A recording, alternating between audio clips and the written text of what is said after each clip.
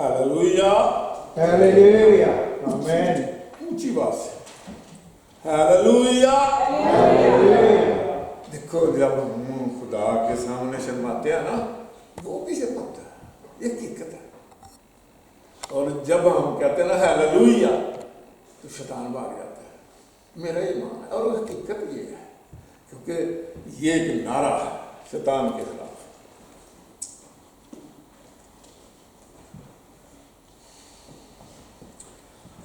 हम निकालेंगे इब्रानियों 10 बाब,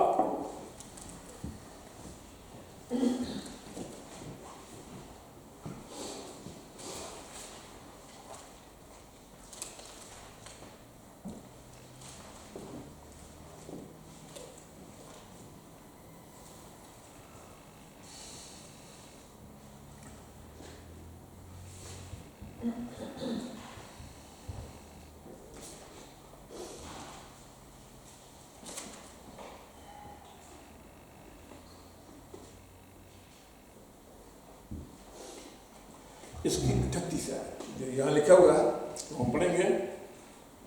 और मेरा रास्तबाज बंदा ईमान से जीता रहेगा। जब मेरी पास साहब से बात हुई तो मैंने कहा कि मैं ना चाहता हूँ ईमान पे बात करना। शुक्र है जो मैंने नोट लिया तो वो तो गुम हो गया, मैंने को बताया, मगर मैं फिर भी खुदा का शुक्र करता हूँ कि मैं सिर्फ जो है ना अभी वो रूह से खुदा की मदद से बात करूँगा। बड़े शांतम होगा, मगर मैंने कहा अच्छा हो तो ठीक है, हम बात करेंगे ईमान के लिए। देखो ये जो मान है ना, ये एक इंसान की जिंदगी में मैं इसको कह सकता हूँ, ये एक रीढ़ की हड्डी है।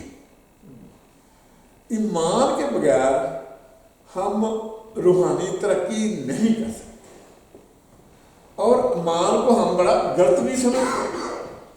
कभी कभी हम यहाँ जब वो दुआ करते हैं तो वो कहते हैं खुदावन मैं तेरा शुक्र करता हूँ तू यहाँ हाजिर है, तो बोलते हैं हम झूठ है।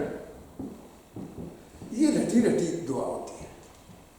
ये नहीं है कि ईमान यही मान है कि जब हम कोई लफ्ज़ उसके मुताबिक बोल देते हैं तो वो जो मान है वो ऐसे हो जाता है। नहीं, ऐसे मान नहीं है। तो आज ज़रा थोड़ी सी गहराई में चलेंगे मान के मुताबिक कि मान क्या है। मैं दुआ करूँगा। शुक्र है खुदावंद तेरे नाम के लिए, तेरे कलाम के लिए जो पाक है।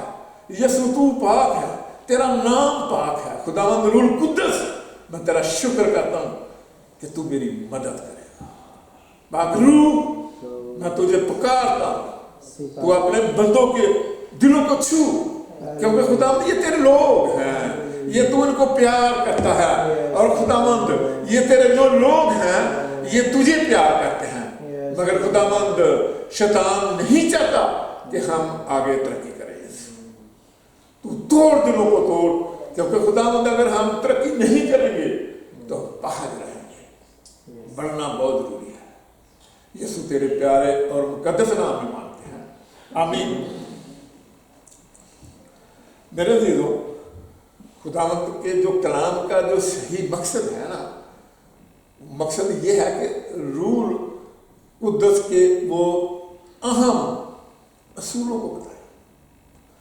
वो असूल क्या है, ताकि उन असूलों पर चलते हुए मसीह में एक मजबूत बुनियाद बने, मसीह में मजबूत बुनियाद बने। इसीलिए जो कलाम पाक है वो अहम असूलों को बयान करता है। अगर हम कलाम का मुताला करें तो, ताकि मसीह में हमारी जो पुख्ता बुनियाद हो, पक्की बुनियाद हो, उसके बाद ही हम रूहानी तरक्की कर सकते हैं। और खुदावंद इससे कम म्यार को पसंद नहीं करता। अगर इससे कम म्यार होगा तो खुदावंद को वो बात पसंद नहीं है। क्योंकि अगर हम स्टडी करें मत्ती की उसका 7 बाब, तो वहाँ भी खुदावंद यीशु मसीह ने यही बात कही है कि जो मेरे हुक्मों को सुनता है और उन पर अमल नहीं करता तो वो ऐसी इमारत बनाता है उसकी बुनियाद रेत पे होती है और वो टूट जाएगी। मगर जो मेरे कलाम को सुनता है, मेरे हुक्मों को सुनता है और वो उन पर अमल करता है, तो वो ऐसी बुनियाद, उसकी इमारत, घर की बुनियाद ऐसी बनेगी कि वो गिरेगी नहीं, उसको नुकसान नहीं होगा और वो मजबूत होती जाएगी। हमारा ईमान का हाल यही है। हमारा जो ईमान है, अगर उसकी बुनियाद जो है वो पक्की होगी तो फिर हम रूहानी ज़िंदगी में आगे बढ़ेंगे। हमारी अपनी ज़ाती तरक्की होगी, ख़ानदान की तरक्की होगी, कलीसिया की तरक्की होगी, कौम की तरक्की होगी, चर्च की तरक्की होगी। इसलिए जो ईमान जो है ये हमारा बहुत ज़रूरी है कि हमारी ज़िंदगी में कैसा ईमान होना चाहिए। सबसे पहले जो ईमान की बात जो लिखी है वो ये है कि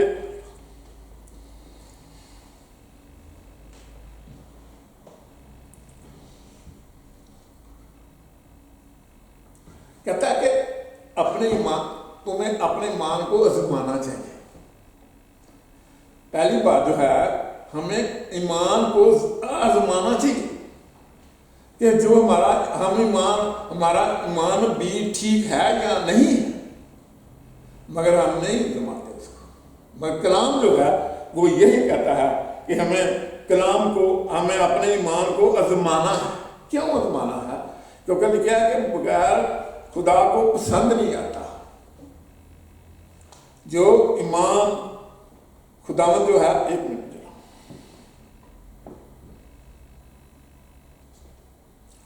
हम देखेंगे इब्रानियों 11 बाब उसकी 6 आयत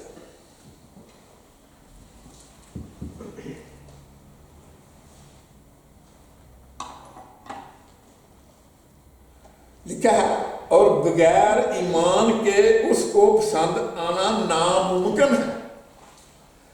वो जब हम अपने ईमान को अगर जमाएंगे और वो खुदावंद भी हमारे ईमान को जमाता रहता है, तो फिर उसके बाद जो है, अगर हमारा जो वो ईमान है, ईमान तो सामने है।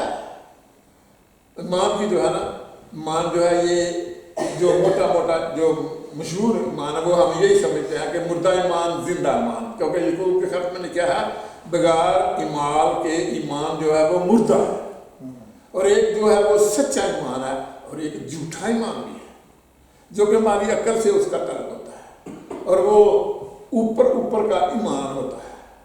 मगर जो सच्चा ईमान है और जो जिंदा ईमान है वो जो है वो खुदा के कलाम के ऊपर उसकी बेस होती है, फिर वो जो है ईमान। इसलिए कलाम ये कहता है कि हमें, क्योंकि उसको बगैर ईमान के उसको पसंद आना नामुमकिन है, इसलिए कि खुदा के पास आने वाले को ईमान लाना चाहिए कि वो मौजूद है और अपने तालबों को बदला देता है। ईमान तो सारे रखते हैं, मगर यह है कि जो ईमान खुदावंद को पसंद है, खुदावंद वो ईमान देखना चाहता है। और जो अगर हमारा वो ईमान होगा तो खुदावंद जो है वो हमें, वो आगे लिखा है कि वो अब बदला देगा, वो अजर देगा। वो हमें, जैसे कि इसमें स्पेशल खरूज 23 बाब उसकी 25 में लिखा है कि तुम मेरी इबादत करना तो मैं तुम्हारे अंदर में से बीमारियों को दूर करूँगा और तुम्हारे रोटी पानी पे बरकत दूंगा। मगर ये है कि वो ईमान तो है, मगर ये है कि जो हम वो काम करते हैं, जो हम कलाम के मुताबिक, अगर तो हमारी ज़िंदगी है, अगर जो खुदा हुक्म देता है अगर हम उसके मुताबिक चल रहे हैं, फिर तो हमारी दुआ जो वो सुनी जाएगी। मगर अगर नहीं सुनी जाएगी, अगर हम उसके मुताबिक नहीं चलेंगे तो हमारी दुआ नहीं सुनी जाएगी, खुदावंद उसको नहीं सुनेगा। क्योंकि खुदावंद जो है वो रहीम भी है, मगर खुदावंद जो है वो इंसाफ करने वाला भी खुदावंद है। वो फिर इंसाफ भी करता है, हर वक्त रहम नहीं वो करता, मगर खुदावंद इंसाफ भी करता है।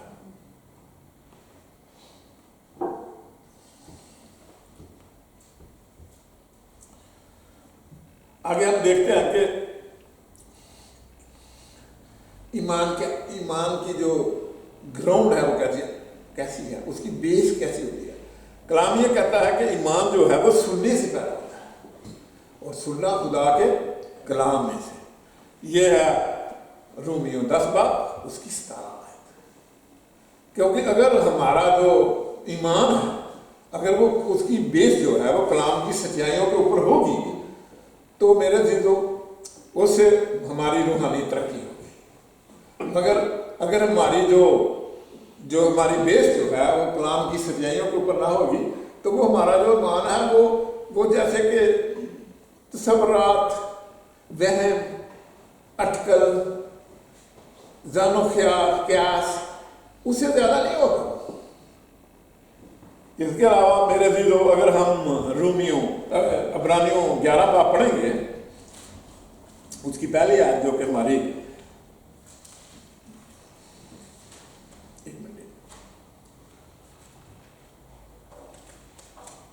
रोमियो 11 बाब उसकी पहली आयत में लिखा है कि बस ईमान उम्मीद की हुई चीजों का एतमाद एक और अनदेखी चीजों का सबूत। मैं नहीं चाहता वो थोड़ा बहुत गलत हो जाए।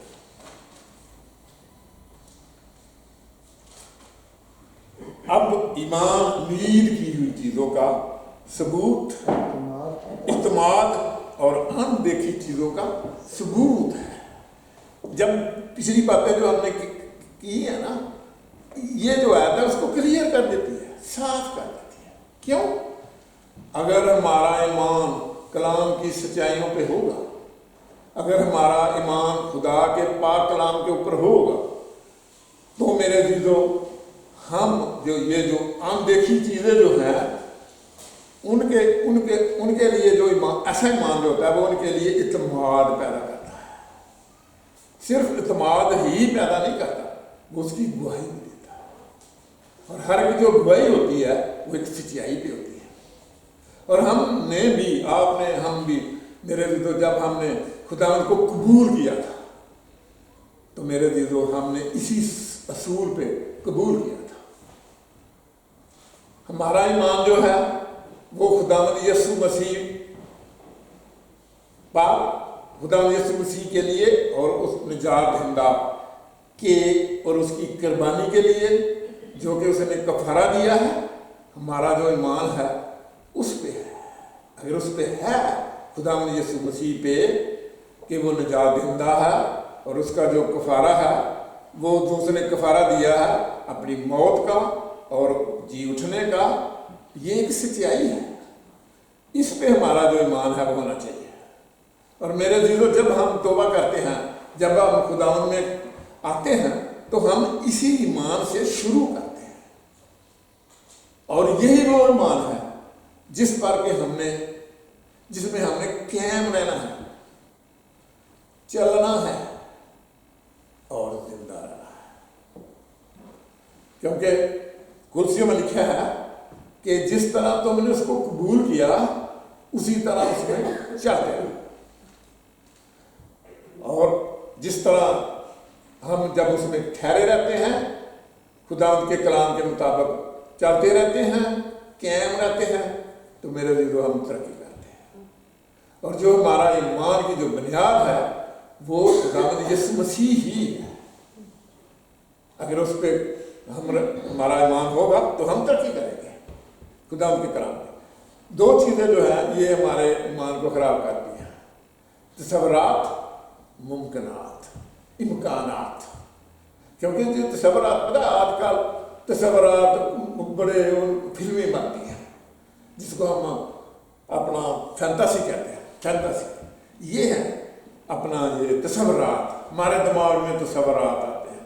और जो सच्चा मेरे जो सच्चा ईमान होता है ना, वो तसव्वुरात की परवाह नहीं करता।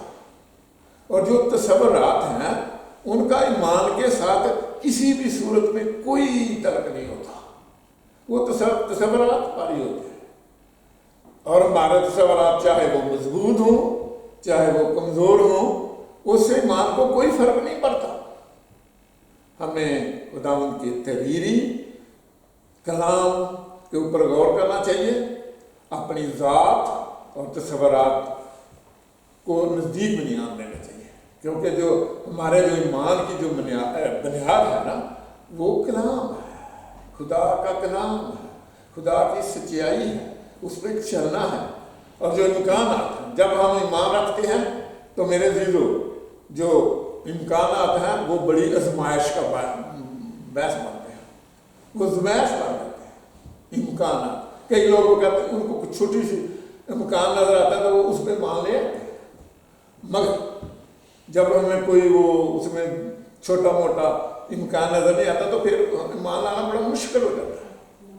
مگر میرے عزیزو چونکہ ہمارا جو ایمان ہے وہ خدا ان کے کلام پہ ہے، امکانات جو ہیں یہ چاہے مضبوط ہوں چاہے یہ غلط ہوں کچھ ہوں، یہ فرق نہیں، ان کے اوپر فرق نہیں آتا ہمارے ایمان کے اوپر۔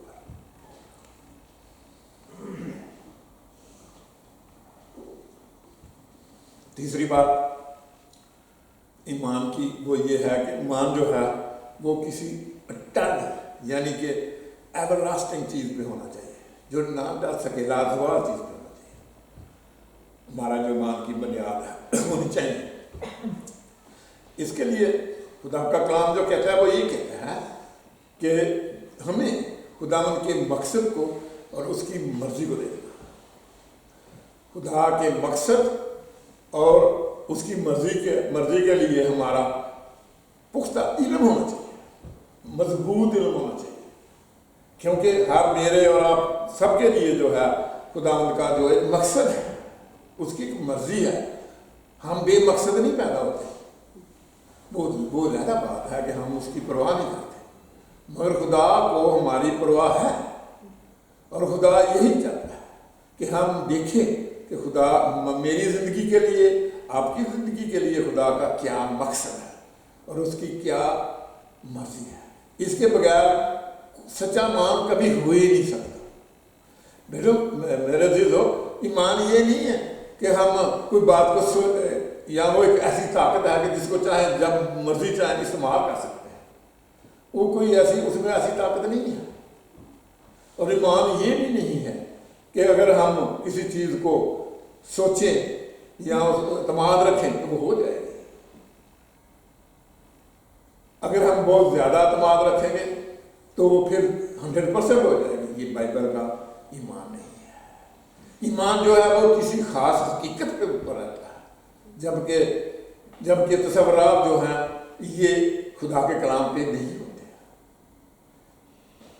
خدا نے ہم کو ایسی سچائیوں سے آگاہ کیا ہے جو کہ ایمان سے تعلق رکھتی ہے۔ یہ غور سننے والی بات ہے۔ خدا نے کلام میں ایسی سچائیوں کو ہم پر ظاہر کیا جن کا تعلق ہمارے ایمان سے۔ میرے عزیزو جو سچا ایمان ہوتا ہے، جو زندہ ایمان ہوتا ہے، وہ مخالفت کی وجہ سے بڑھتا ہے۔ کیا ہوا؟ پہلی جو کلیسیا تھی وہ کیوں بڑی تھی؟ بڑی مخالفت تھی، مگر چونکہ ان کا ایمان سچا تھا۔ ایک دم جب پترس نے کلام کیا تو 3000 لوگوں نے قبول کیا، مگر جب وہ بادشاہ قسطنطین جب وہ اس کا ٹائم آیا تو پھر ٹھیک ہے لوگ تو بڑے، ایمان نہیں بڑھا۔ اس لیے جو سچا ایمان ہے، جو کہ خدا کے کلام کے اوپر جس کی بیس ہے، وہ مخالفت کی وجہ سے بڑھتا ہے، اور جو سچا ایمان نہیں ہے، جو کمزور ایمان ہے، وہ جب مخالفت ہوتی ہے تو وہ اس کو نقصان ہوتا ہے اور وہ کم ہو جاتا ہے، اور کم ہوتے ہوتے وہ ختم ہو جاتا ہے۔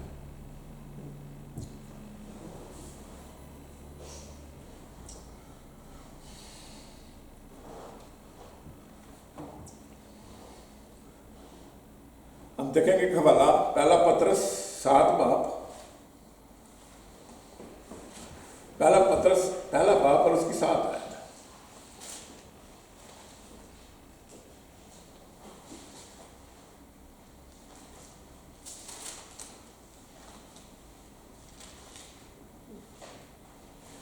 یہاں وہ ایمان کی تعریف کر رہا ہے، اور یہ اس لیے ہے کہ تمہارا آزمایا ہوا ایمان جو آگ سے زمائے ہوئے فانی سونے سے بھی بہت ہی بیش قیمت ہے۔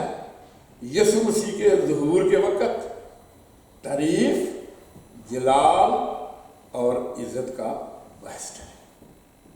یہ ہے ایمان، یہ ہے ایک آزمایا ہوا ایمان، جو کہ ایک سونا جو کہ آگ میں جس کو تپایا جاتا ہے، جس کے اس کو آزمایا جاتا ہے، وہ اس سے بھی قیمتی چیز ہے۔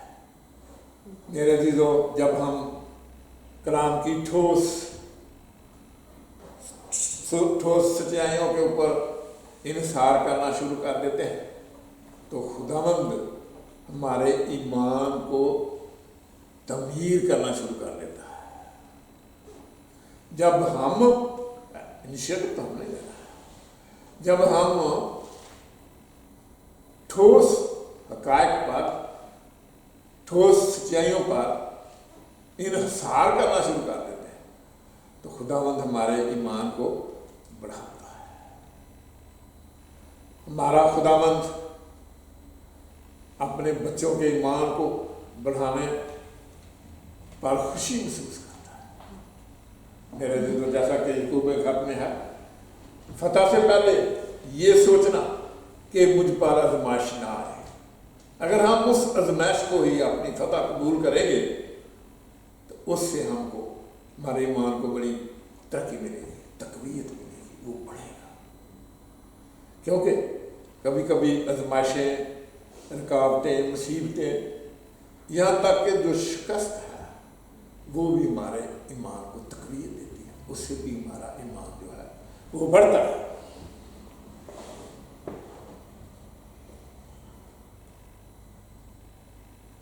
میرے عزیزو، ایمان کیا ہے؟ یہ آخری بات میں کر کے پھر ختم کروں گا۔ ایمان جو ہے وہ خدا کے اوپر انحصار کرنا ہے، اپنے اوپر نہیں۔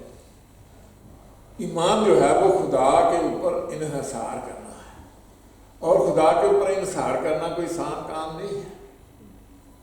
خدا کے اوپر ہم انحصار اس وقت کریں گے جب اپنے اوپر ہمارا جو انحصار ہے، بھروسہ جو ہم اس کے بروان میں ہوتے ہیں، وہ ختم ہو جائے گا۔ وہ ایسے ختم نہیں ہوتا، جو ہماری خودی ہے وہ تو اتنی جلدی ختم نہیں ہوتی۔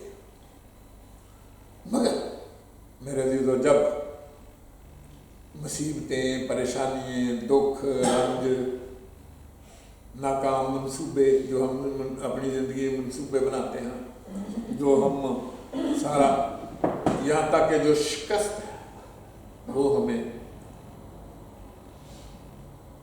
بے بسی کے مقام پر لے آتی ہے، ہم بے بس ہو جاتے ہیں۔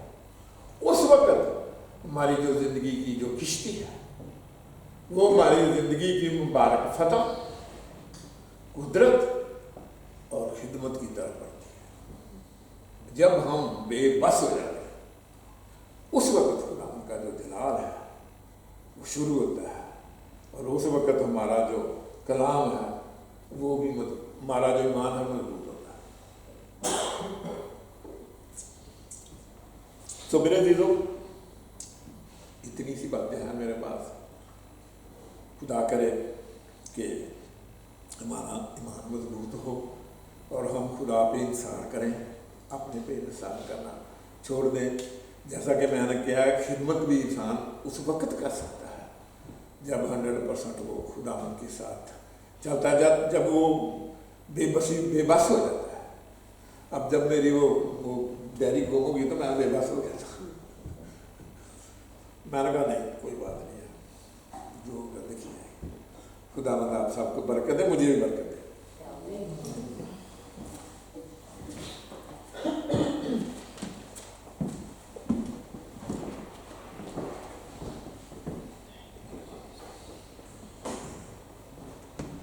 Thank you very much. خداوند آپ کو برکت دے اور خداوند آپ کے ساتھ رہے۔ خداوند کی باتوں کے لیے جو آپ نے پیش کی ہیں قیمتی ہیں، کلام تو ہے ہی قیمتی اور خوبصورت۔ ایمانداروں کو ایمان رکھنا چاہیے، اس لیے ہم ایماندار کہلاتے ہیں۔